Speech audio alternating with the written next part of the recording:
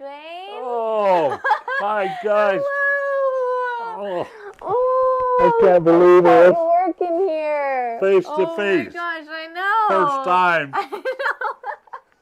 It's been a while. Yes, it has. We've been working on this for almost a year Almost now. a year. Yep. Yeah. Yep. And it went from Skyping and Facebook and now all here over. we are. You bet. Here we are. Yeah, I've been nervous all the time waiting here for you. Yeah, I've been a little nervous too because I didn't know what to expect from Iowa. Never been here, you know. Yeah. People weren't able to tell me much about it. I'd tell people, "Oh, I'm going over to Iowa," and everyone would be like, "Why? Yeah. What are you gonna do there? Why are you going Why there? are you going there? What's wrong? Are you okay?" Yeah, that's flyover country.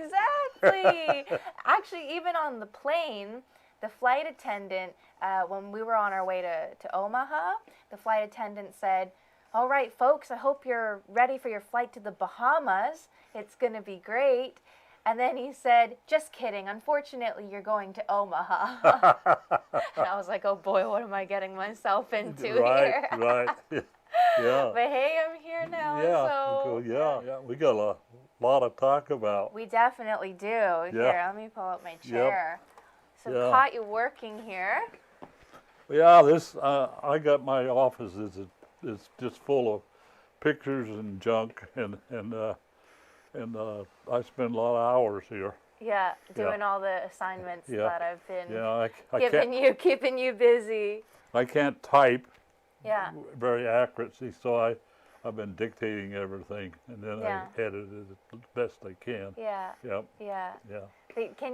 It's crazy to me that like a year ago you weren't working on any of this yet. No. I didn't even know who you were. No. You didn't know who I was. Right. And then since that time, like millions of people have seen your story, and now we're working on your memoirs together. And now I'm sitting here in this room. I've come all the way from Canada, just and I'm here now, and that's just kind of crazy unreal, to me. Yeah, it's unreal. Yeah, well, it's just like I didn't when I decided to make that last appeal. Yeah.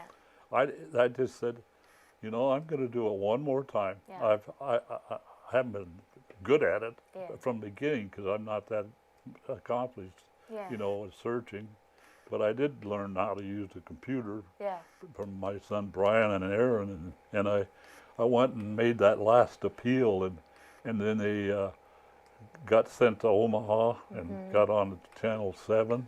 Well, then that just took off, and then it came by you, and less than a day you found this little girl that I'd been looking for 70 for years, because I had a message that I wanted to tell her. I think it's just it was just purely by chance. It just it just had to find the right people, and that's all it took, and then it's just this chain of events that happened. And it's been a madhouse ever since as far as activity is concerned. Well, you and I have been busy, for sure, but then you get all these comments and messages from people even now who are finding the story.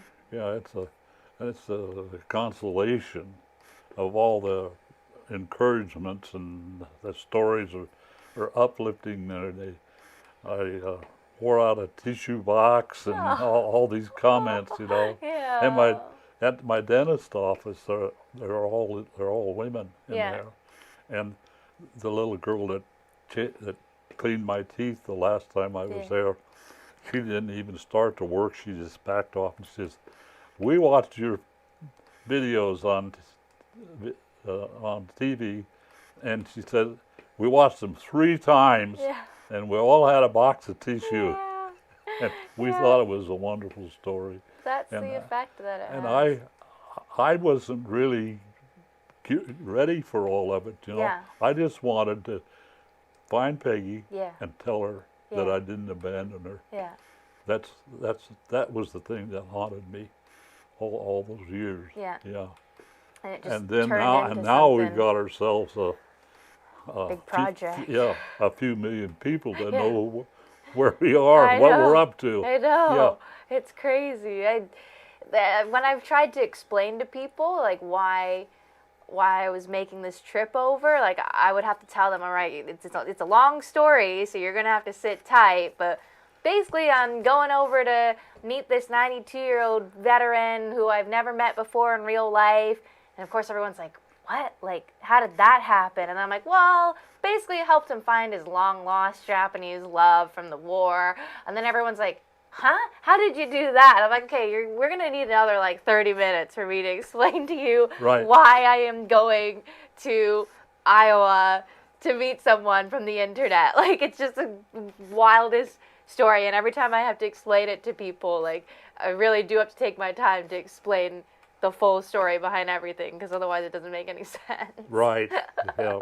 No, but I would love to meet your siblings as well, because like I've heard all these stories about them and about you guys growing up together, and so it's going to be really surreal for me to see them and meet them as real people, because so far from me, I mean, working on your memoirs with you, like these are all just stories, right? It doesn't feel like real to me yet. So as I'm slowly getting to see the places that things happen and meeting the people who are in your memoirs, it's like, whoa, like this is real. Everyone is real. It's not just words on a page type of thing. Right. Yeah. Yeah. So I'm excited. We'll put in some 3 days of work here. Yeah.